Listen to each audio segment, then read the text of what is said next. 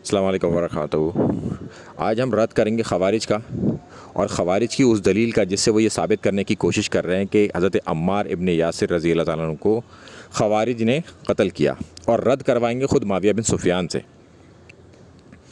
वो मुस्तदरिक हाकिम की हदीस को पेश करते हैं जिसका नंबर है 2653, जिसमें अल्फाज मौजूद हैं कि हज़रत अब्दुल्ला इब्ने अब्बास रज़ी अल्लाह ताला अन्हु ने अपने बेटे और इकरमा दोनों को भेजा हज़रत अबू सईद खुदरी रज़ी अल्लाह ताला अन्हु के पास कि जाओ उनसे ख़वारिज के बारे में हदीस सुनो।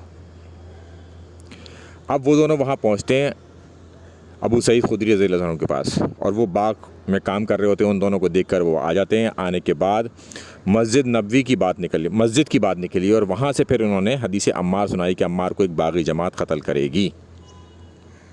यहाँ पर इन दोनों ने उनसे ख़वारिज के सवाल ही नहीं किया, ख़वारिज की हदीस सुनने का सवाल ही नहीं किया। जब सवाल ही नहीं किया तो जवाब कहाँ से आता? उन्होंने तो डिस्कशन किया इन दोनों के साथ। तो यहाँ जो रिपोर्ट हुआ है वो यही रिपोर्ट हुआ है कि उन दोनों ने सवाल नहीं किया था ख़वारिज वाली हदीस का।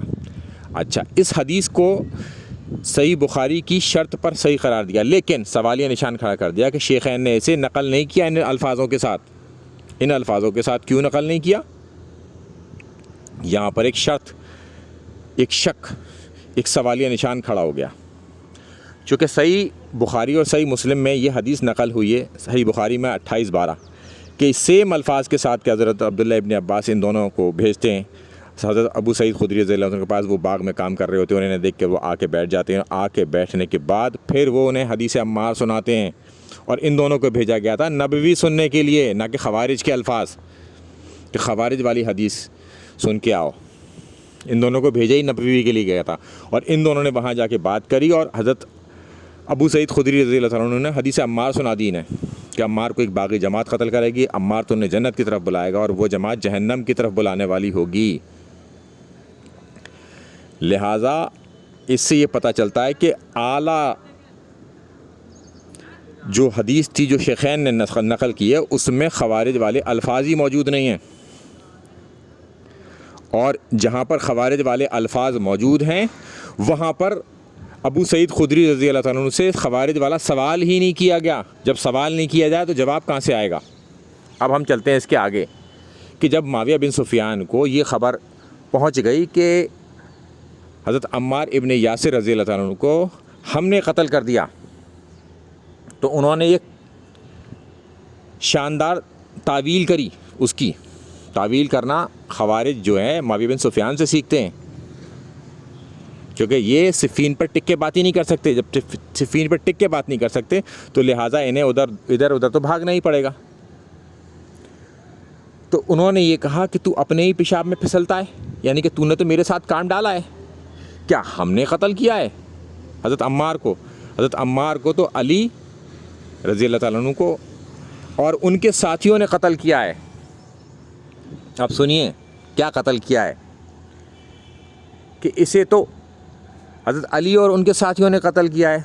वो लोग इन्हें लेकर आए, यानी कि हज़रत अम्मार इब्ने यासिर को लेके आए जंग में अपनी तरफ से वो, और हज़रत अम्मार इब्ने यासिर को हमारी तलवारों और नेज़ों के बीच में ला खड़ा किया और अम्मार शहीद हो गए। क्या हमने शहीद किया है? उनके कहने का मतलब था कि जो लाता है वो कत्ल करता है, वो कातिल होता है। यानी कि हमारी तलवारों से जो कत्ल हुए हैं वो ला के खड़ा कर दिया गया हमारे सामने, तो हमें तो कत्ल करना ही था उनका। ख़ुद मुआविया बिन सुफ़ियान ने इस बात का इकरार कर लिया, और इस हदीस को सही कहने वाले 7 मुहद्दिसीन हैं कि हज़रत अम्मार इब्ने यासिर रज़ी अल्लाह ताला अन्हु इनकी तलवारों से कत्ल हुए हैं। हज़रत अली की तरफ से आए थे वो। तो इनके कहने का मतलब ये है कि जो लाता है वो कत्ल करता है, जो तलवार से मारता है ना वो कातिल नहीं होता, या नेज़ों से जो मारता है वो कातिल नहीं होता। इसकी ऐसी लचर तावील करी मुआविया बिन सुफ़ियान ने, जिस पर आज भी लोग हंसते हैं।